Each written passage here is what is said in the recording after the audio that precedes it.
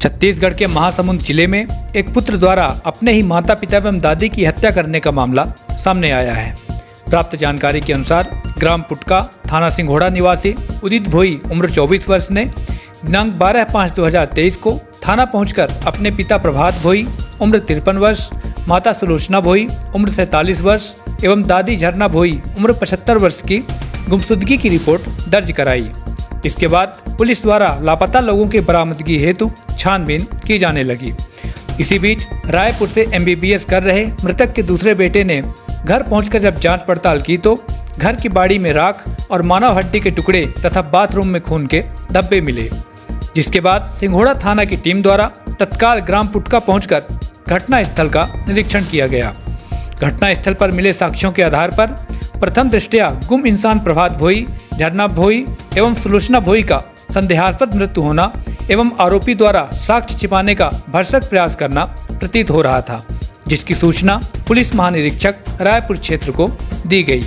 Police team बनाकर अलग अलग दिशा में कार्य कर उनकी पारिवारिक दिनचर्या के बारे में जानकारी प्राप्त की तो पता चला कि मृतक प्रभात भोई का बड़ा लड़का उदित भोई नशे का आदी है तथा अनुकंपा नियुक्ति और पैसे की बात को लेकर आए दिन माता पिता एवं दादी से वाद विवाद करते रहता था।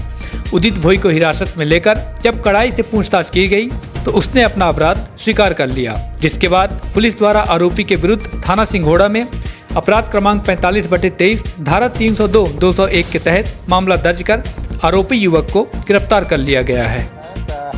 अभी हमारी पुलिस के द्वारा ट्रिपल मर्डर की खुलासा किया गया है। दिनांक 12/5 को जो आरोपी है उदित भोई, उसके द्वारा रिपोर्ट थाना सिंघोड़ा में रिपोर्ट की गई कि उसके पिता जो कि पैकिंग में प्रिंसिपल हैं वो इलाज के लिए गए थे, जो घर पे लौट के नहीं आए।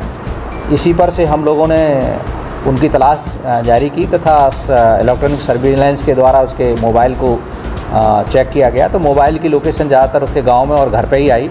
इस पर से पुलिस मौके पर पहुंची और उसने तलाश की गई तो मोबाइल उसी मृतक के पास मिला और कुछ गांव वालों से भी पूछताछ की तो गांव वालों ने कहा यहाँ 2 दिन तक घर से धुआं उठता रहा है। इस पर से घर की जब तलाशी ली गई तो घर के पिछवाड़े में कुछ जले हुए मानव अवशेष पाए गए, जिसे हमारे द्वारा फॉरेंसिक और पुलिस टीम के द्वारा मौके से जब्त किया गया। और जब ये कंफर्म हो गया कि ये उसी के अवशेष हैं तो इससे और कड़ाई से पूछताछ की गई तो इसने सारा घटनाक्रम बताया। घटनाक्रम ये है कि इसके द्वारा अपने पिता से जो कि कुछ पैसा मांगा था, 2000 रुपये इसने मांग की थी।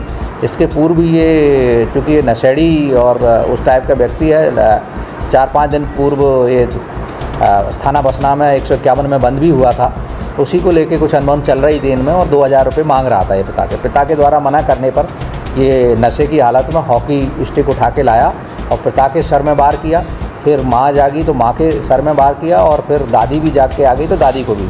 जब तीनों को इसने मार डाला और इसके बाद ये घर के पिछवाड़े ले जाके इसने एक गड्ढे में इनको डाल दिया।